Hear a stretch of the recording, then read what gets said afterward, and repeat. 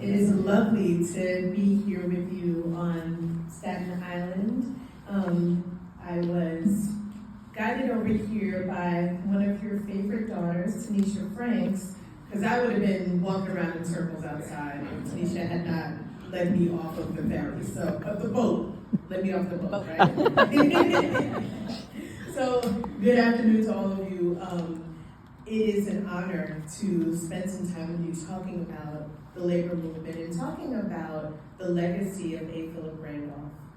Some of you may have heard that name before. For some of you, that name may not be as knowledgeable or as close to your memory as Dr. Martin Luther King or Dr. Dorothy Height or others who have been involved in the fight for civil and human rights in the United States. A. Philip Randolph served as the chief organizer and president of the Brotherhood of Sleeping Car Porters. And 2025 represents 100 years since the founding of that organization. Now, back 100 years ago, the labor movement was racially segregated. There were not opportunities for working people of color to be in organized groups with their white counterparts doing the same work.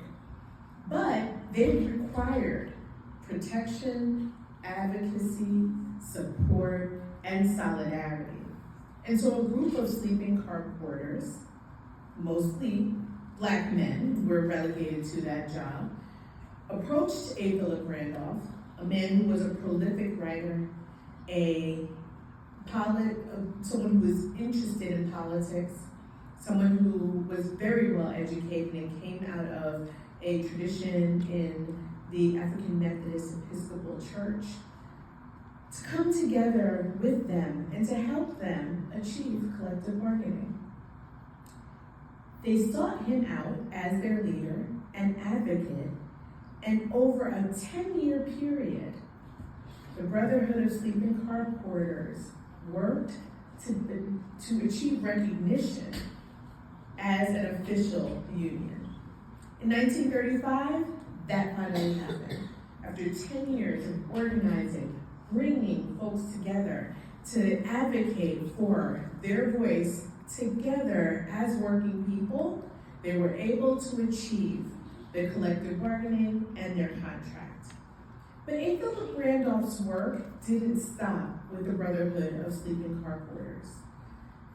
He was constantly engaged in advocacy for economic justice, particularly for Black workers. He agitated over and over again to make sure that Black people had the same rights and benefits as their white counterparts.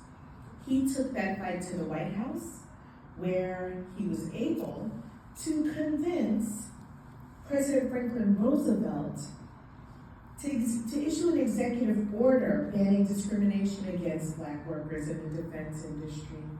Because even though people were fighting for our country in other lands, they were still being discriminated against when they were at home. A. Philip Randolph used the power of his voice and his ability to organize to threaten a march on Washington in advocacy for this kind of protection. 6 days before the march was supposed to take place, President Roosevelt issued the executive order. And I'd like to quote, he declared that there shall be no discrimination in the employment of workers in defense industries or government because of race, creed, color, or national origin. As a result of the work of A. Philip Randolph, Roosevelt also set up the Fair Employment Practices Commission to oversee the order. This work continued because discrimination continued, unfortunately. And as we can remember the March on Washington, we remember Dr. King giving the speech about the dream that he had. But we don't always talk about the person who organized that day.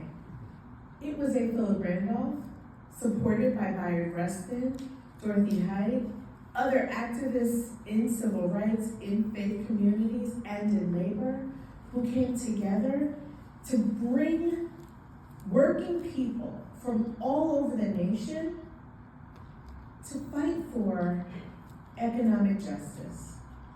The March on Washington was intended to be a nonviolent opportunity for people to declare their humanity and their desire for human and civil rights.